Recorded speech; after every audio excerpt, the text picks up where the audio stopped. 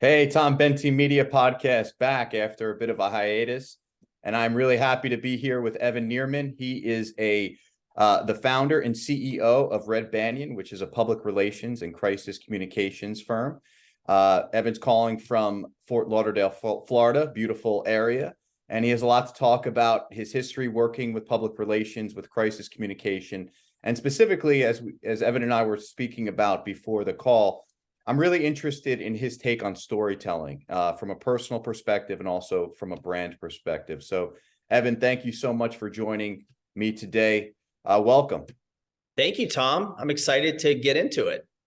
Great. So, Evan, let's just go back to how you got into public relations. And I teach communications at a college, and some of my students are interested in PR. Can you just give us a little brief overview of your career trajectory and how you got into doing what you do today? Absolutely. Well, I grew up in Shreveport, Louisiana, and for me, I always had a passion for writing and public speaking and storytelling. So that was just always something that was part of my life. When it came time to leave Louisiana, I wanted to go as far away as possible. So I ended up in school at George Washington University in DC. And I didn't really know exactly what career path I wanted to go down. So I figured communications would be a nice broad major because people in pretty much every industry need to learn how to communicate. And so for me, it was kind of a default. Of course, I'm going to do communications because that's what I'm interested in, but also it'll give me lots of options when the time comes. And so I started working for an advocacy organization as my first job in Washington. And that came out of an internship that I had when I was still a college student. And I spent 7.5 years doing a lot of internal communications, external, a lot of storytelling in the form of video, web content, marketing materials, newsletters to our membership, editing a more of an academic type of journal, communicating with members of Congress and their staffs and people within the administration in Washington on complex policy issues. Did that for about 7.5 years. And what I discovered when the organization underwent a challenging time, they actually brought in an outside group of experts who were crisis communications pros. And I got to work with them because I was the main in-house communications person. When I saw what these guys were doing, I said, this is what I want to do, because it gives an opportunity to parachute in, really help good organizations or good people, guide them through a tumultuous time. And I found it really interesting. So I left advocacy and I went to work in the private sector for a small boutique crisis PR shop. At the time, I liked the work. I liked the clients. I hated the culture of the company. And I said, one day I'm going to have my own firm, and everything we do here, we're going to do the complete opposite when it's mine. And what were they doing that was so much of a turnoff for you? Well, they treated clients like a piggy bank. And the idea was we should get the biggest hammer possible, and we should smash that piggy bank and grab as much of the money as we can. And so, they knew that the client was in crisis and that they were price averse. They didn't really matter. They would pay whatever it cost. And so it was all about transaction. They wanted to make money quick on a project. There wasn't any real investment in the long-term success of the client. It was more of a business thing, a way to make money quick. And at the time, I distinctly remember, why would you have a client who you treat badly, who then you work with for 6 weeks? What if you treated them like you cared about them, and you did, and you kept them for 6 months or even 6 years? And so when I left that firm, I didn't last very long at that agency because it just wasn't the right cultural fit. I left and went in-house at a startup, moved to South Florida, handled all of the internal and external communications for a startup that was rapidly growing. And after about 1.5 years, I decided, you know what? I've done a really good job of helping grow this brand and make a lot of money for my bosses. I think the time is right for me to invest in myself and make that leap. And so I started Red Banyan with no clients, no staff, no office. And over the last 12 years, I've been building up the firm. And we've always done two things at the same time, both crisis management as well as proactive, positive, strategic communications. And obviously storytelling, which is something you talk about all the time on your podcast, is part and parcel of that. So for me, I get to do the best of both worlds, both the high stakes crisis work, as well as the long-term strategic work. And I've got an amazing team. We're about 30 people spread out all across the United States. And every day is an adventure. That's awesome. Great. Well, congrats on all the great work you're doing. A really cool story. If you could take us back to 12 years ago when you're about to make that leap to start your own company, what was that process like? Were you nervous? Were you anxious? Were you a little bit trepidatious about doing so? How did you go about? I know for any small business owner like myself, it's always like, well, how are you going to get the clients? And for me, I do a lot of LinkedIn outreach, and I go to events and I try to network at events. How was that process for you when you first started? Yeah, in retrospect, it's hard for me to completely remember how I was feeling at the time, although I have glimpses of it. And the reason I say that is I think it took a lot more guts than I realized at the time. My back was kind of against the wall. I'd moved to Florida. I'd uprooted my family. I had a 2-year-old and I had an infant. And my wife was pretty unhappy about the move to Florida. And so I was at a crossroads, and it was really, do I go back to Washington and work for someone else and get a job, which I felt was kind of a failure because I left telling people I was so proud to go work at this startup, and I left DC. It felt like it was a failure to do that. That was in my comfort zone. And the other bigger, bolder move was just to roll the dice on myself. And, like I said, at the time I had a baby and a 2-year-old, and my wife wasn't working. She was taking care of the kids. And so I had a lot of pressure on myself to deliver. And so I think sometimes there's a mentality among entrepreneurs. It's this notion of when you get to a new land, you burn the boats. You burn the boats so that you don't have an escape route. You have to make it work. And for me, what I asked my wife at the time was, give me 1 year.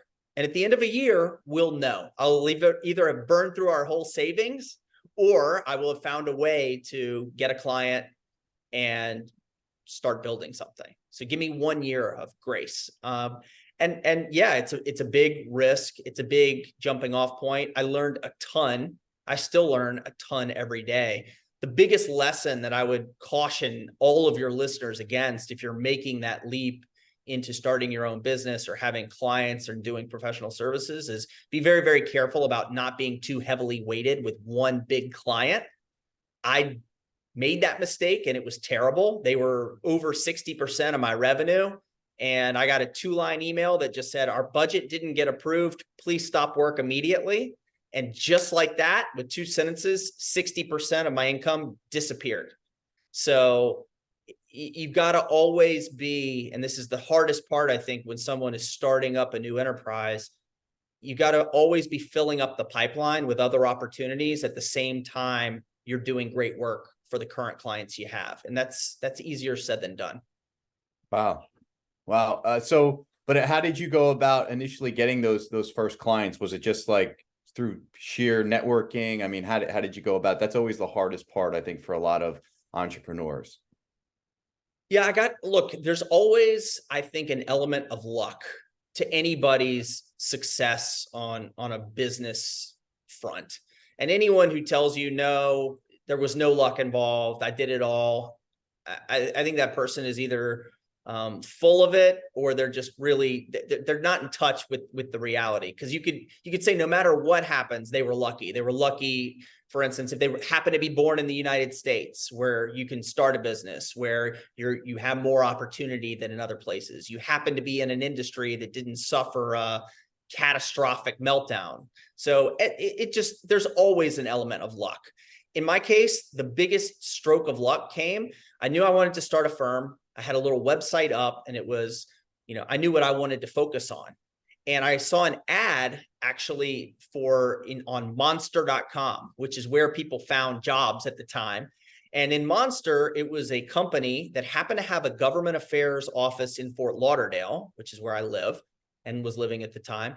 And their job description read that they were looking for someone who understood the political process, knew, how bills get enacted, had experience doing government communications, had experience with crisis management, crisis PR, knew how to engage with reporters, knew how to create materials designed for Beltway audiences. So it was all of the things that I had done in my first job in that first 7.5 years.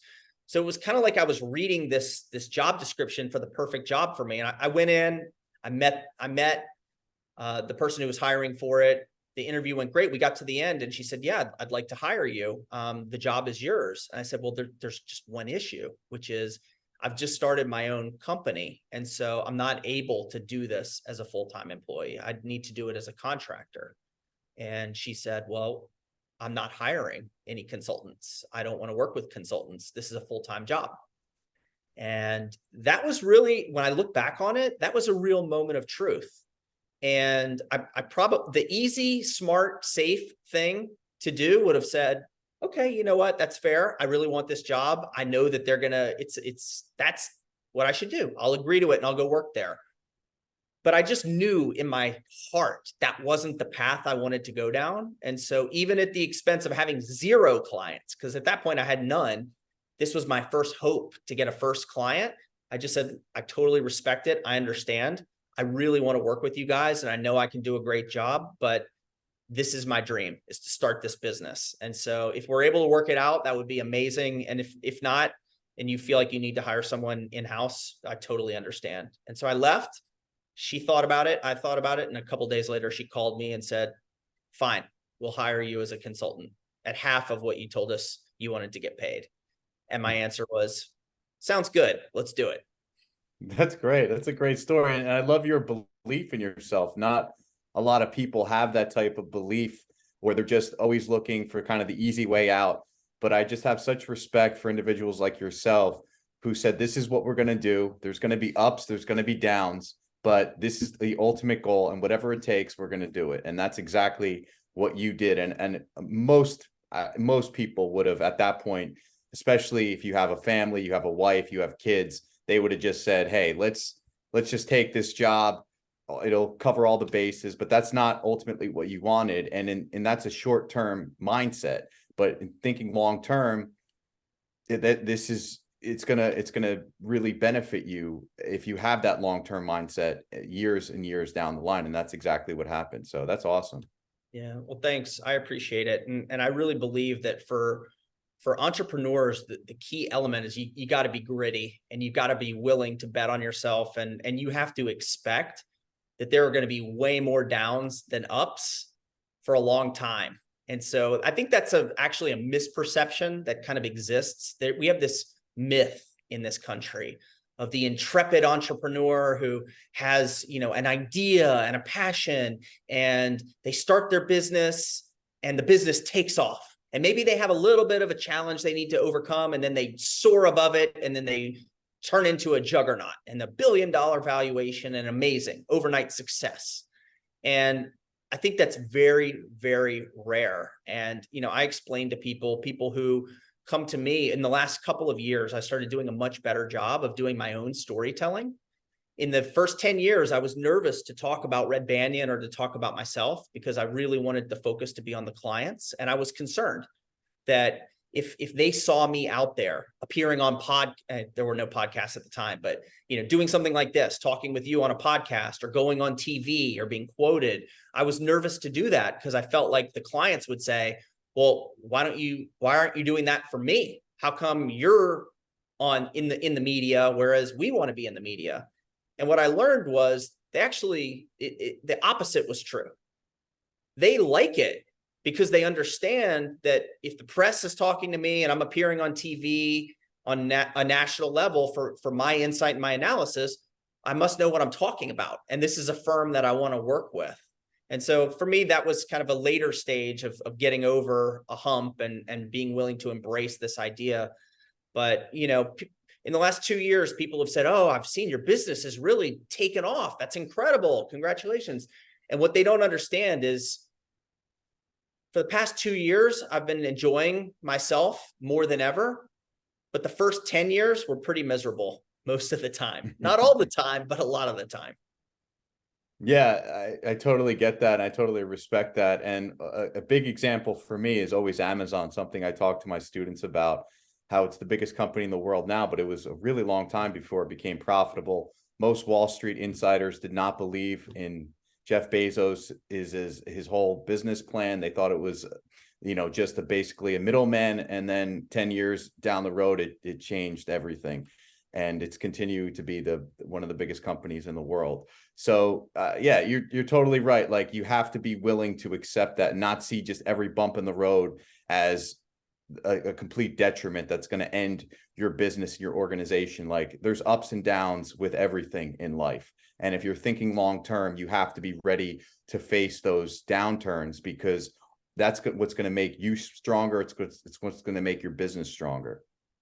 Yeah, and I think you build that resilience as an entrepreneur over time. So, I used to live or die by every client, and I would stay awake at night, terrified. If we lose that account, what is it going to mean? How are we going to survive it? And I really do think if you're resilient and you're gritty and you go through it and you have those ups and especially those downs, month over month, year over year, you become a much stronger person internally and mentally. And so you become less beholden to the ups and downs. And when you have tough times in business, and they're always going to happen, they're always going to come, you're able to weather those storms a lot easier because you've done it before. And the best predictor of your future success is your past success. Definitely. And I think a lot of people, like, it's not ingrained in us enough that, hey, sometimes in business, sometimes in life, there's going to be some really treacherous terrain that we're going to have to go through. And people really don't prepare us for that. Growing up, I think a lot of times parents, they want to be the best parents they can, and they don't really prepare us for downturns, for the hard times. But that happens. I mean, that's just life. Like, bad things are going to happen.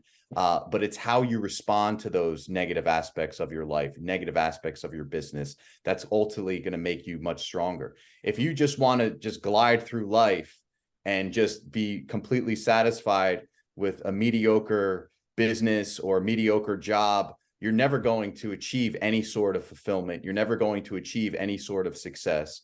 And at the end of the day, when you look back, it's like, well, what did I do? Yeah, I didn't have like those ups and downs, but where's the success in that? Where's the fulfillment in that? Yeah. What I tell my team a lot is we have to get comfortable being uncomfortable. And if you're not uncomfortable and you're not a little bit excited / nervous / terrified about what's happening next, well, that means you're not taking any risks. You're not pushing hard enough. You're not looking to grow. You're hanging out in the area that's comfortable and safe.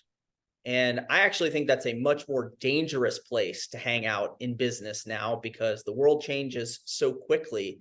That's how you get wiped out. And you have to be, we just came from a 2-day strategy summit. I brought my whole team in from all around the country so that we could spend 2 days bonding as a group, getting to know each other, telling the stories of our lives, sharing the vision of the company and where we were going. And, people came away from that inspired and excited. And, for me, there's some sort of magic that just happens when you get people together. And, if you don't articulate a vision and a story of where you want to get to, well, then you don't excite anyone and no one wants to go along with you. And I do think that, to your point, you don't have to go out and risk everything and start a business to fulfill your potential. For a lot of people, that's just not, it's not in their DNA. It's not what they want to do. And maybe it's not even the best use of their skills. But I think deciding that you want to excel at whatever you do. And so, one of my brothers, he works for Microsoft. He's never going to be the CEO of Microsoft. He's not even going to be anywhere near the top echelon. He knows that, but guess what? He works for a great company. He does amazing work himself, and he's progressed tremendously in his career. And so he's able to provide for his wife, their 3 kids, and he's always getting better. And he's doing that for him within the context of an enterprise level company. So you don't just have to be going for that brass ring as an entrepreneur, sort of taking on the world, it really applies, I think, these same lessons and the same mentalities to wherever you are in your career or wherever you are in your journey. That's a great point. Yeah, everyone's story is different. Everyone's story is unique. I mean, I look back at a lot of the things that were told to me when I was much younger, and it wasn't really applicable to where my interests were and my passions were. It was more kind of just standard, do this, do this, do that, but that's not really what I was best suited for. And I think we all have different abilities and skills, and some people are more designed to start their own company. Some people can work in organizations and get fulfillment and development and growth in that setting. But everyone's different, and it's ultimately, like you said, it's really just about excelling in whatever it is that you do and always pushing yourself to learn more, to grow more, to develop more. For sure. I've got two kids. One is going to turn 17. The other one's 14. And they could not be more different. The older one is a boy. He's super smart. He's very creative. He's a great guy with a big heart. And he's a horrible student. Terrible. My daughter is hardworking, motivated, determined, and a great student. It comes easily for her. Now, they are as different as night and day. Their approach to school, completely different. He looks at what I do and he thinks I have the most boring job in the world because I work on a computer and I have to talk on the phone and I have to be at a desk inside. She is already talking about how she wants to take over my company one day and run it. So you've got two completely different mentalities and personalities. But what I've imparted to my son and what I see him doing now is, he finally found a passion, and he's passionate about video and content creation and digital video technology. And so he's in the club at school that does digital video tech, and he's now producing commercials and documentaries. And so what I've always said to him was, look, it doesn't matter what you do in this life. Do whatever you love and what you're going to be good at, but just apply yourself to being the best you can be at whatever that happens to be. And in his case, he has no interest, nor does he have the opportunity to go to the kind of colleges, for instance, that my daughter will end up applying to and going to. But I have no doubt he's going to be wildly successful because he's willing. Hard work beats intelligence or beats academic gifts all day, every day. And if you're lucky enough to tap into the smarts that you do have, the talents that you do have, and if you're willing to outwork everyone else, then your success is going to come. That's great. Yeah. It's really about finding your passion.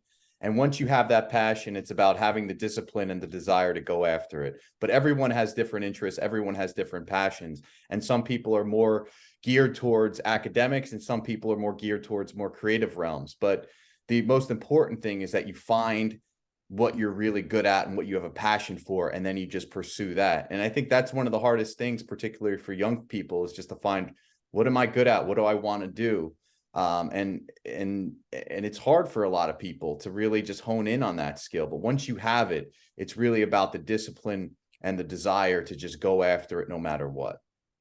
Yeah, I agree with you, but I'm going to throw out something that seems counterintuitive, and this is probably not going to land well with some of your millennial or Gen Z listeners, which I would say, avoid the mistake of jumping too fast from wherever you are, looking for the next best thing, because the grass is always greener. And I know in my career, I jumped from what was a great organization to what I thought was a tremendous opportunity.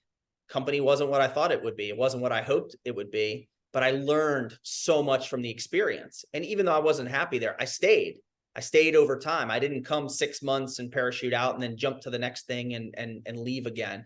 I think there's a certain amount of time that you have to spend in an organization, learning, absorbing, and don't be so quick to judge that, this isn't for me. This isn't what I want to do, because you can, even if it's, learning what you don't want to do is almost as valuable as learning what you do want to do. And there may be skills that you can pick up in whatever that place is that will apply down the road. And you never really know where your journey is going to take you. And I think a mistake that a lot of young people make now is they get into a place, they have super high expectations and they have very little patience. We live in a world of instantaneous gratification. If you want something, pretty much anything, you go online, you click a few things and boom, it's going to be at your house within days. So it's harder, I think, for the youngest generation to feel patience, but there are certain things that come with time. And I think wisdom is one of them. And so to any young person who's out there who just landed a new job and you're like, this job's not what I thought it would be, it kind of sucks, I'm going to start looking for my next one. Well, maybe just invest a little bit longer to see what you can learn, who you can learn from, where you are, and don't be in such a hurry to just move from one place to the next, because also the people who are looking to hire you for your next job, they want to see that you have an ability to commit and to show that grit and that willingness to work hard. And if your resume just shows 6 months here, 6 months there, 6 months, why would an organization want to invest in you? Because it's, your track record says you're only going to be there for half a minute anyway. I couldn't agree more. I see this all the time, even older people too, where they just feel like, oh, I'm going on to the next best thing. And then every time I've seen it, it just never seems to work out the way that they had anticipated. Plus, even getting a job after you've only been in one for 6 months is very difficult to do, because the future employer is looking at you just like you said, like, why should we trust this person if they're going to leave after a half a minute anyway? And it just doesn't look good for the resume. And oftentimes when most people that I've known throughout the years, they look for these new jobs or they get a new jobs, it just never seems to work out the way that they had anticipated. And I think what a lot of people fall into the trap is they feel like just the act of doing something different, whether it's getting a new job or maybe the act of moving to a different place, if it's not strategic, if like you're not going there for a specific reason, like you did with going to DC and then coming to Florida, people think like that is just automatically going to give me progress and success. And research has shown, yes, there's a honeymoon period for 6 months, a year, maybe even 2 years, where you're in a new environment and you feel energized, but that wears off relatively quickly. And then you're back dealing with the same issues that you had previously. So it's not just about the act of moving somewhere. That's just a very easy way out, an easy thing to do, where people can feel a sense of like, well, of accomplishment. But unless it's strategic and it's geared towards some sort of specific goal, it really just is a detriment in the long term. Yeah, I agree with you. So, Evan, let's take the conversation for the final few minutes here in terms of storytelling. So you have a lot of experience with storytelling. I'm a big storyteller. I run a video production company and I tell stories for clients through video. Give me some tips, and for the audience, some insights in terms of how's the best way to tell a story. We live in a very digital world. We have all these different outlets: Facebook, LinkedIn, TikTok, Instagram. How are you telling stories, and what are some good insights we can take from your expertise? Storytelling is everything. People don't remember facts and figures. They remember stories. They remember emotions. They remember how they felt. And we have an amazing array of tools available to us in this day and age. So we can have a blog, we can have a TikTok, YouTube channel.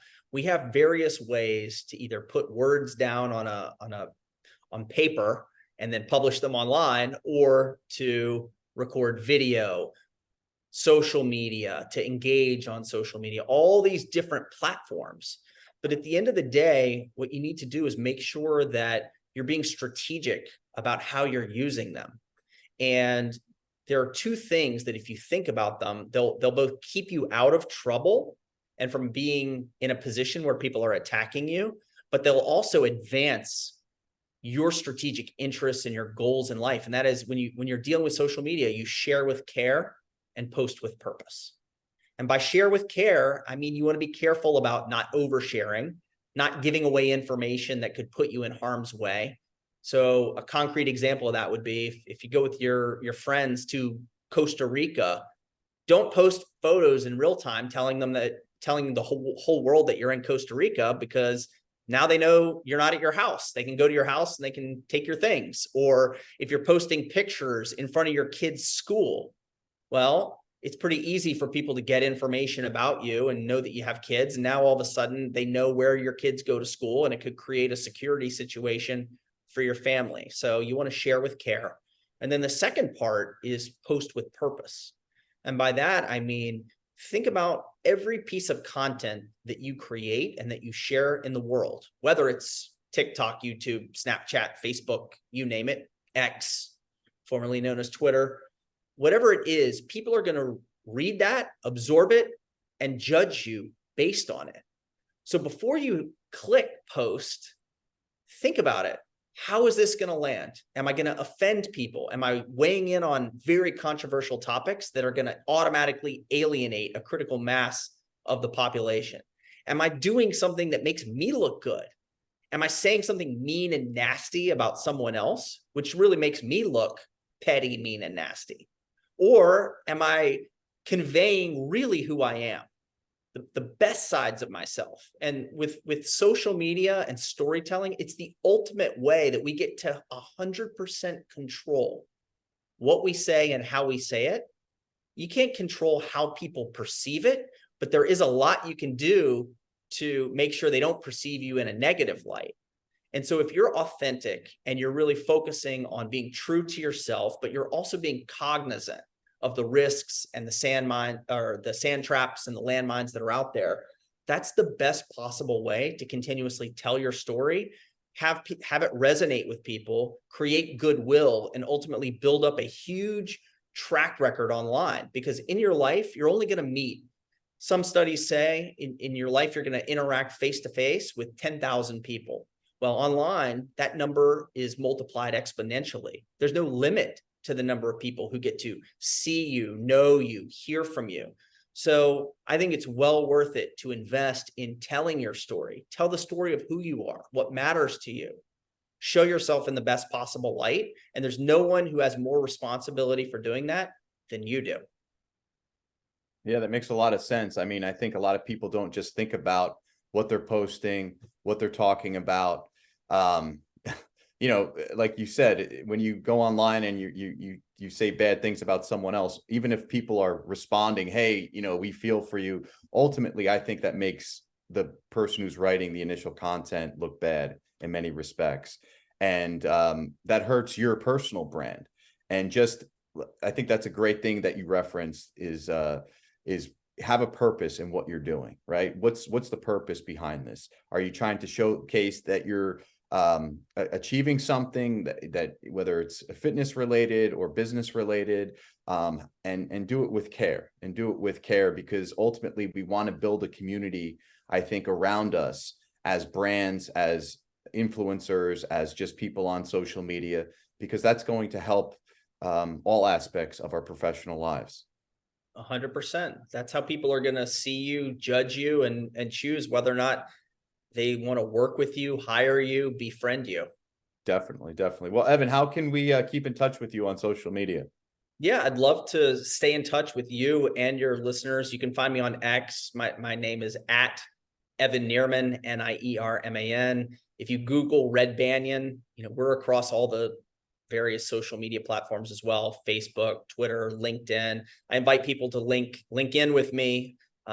I accept invitations even from people I don't know, but whether it's Facebook, X, LinkedIn, or just going to our website, redbanyan.com, I'd like to continue the conversation. I look forward to hearing from you. Definitely, man. Thank you for your time. I appreciate it. Really great insight. Yeah, thanks so much for having me. It was a great discussion.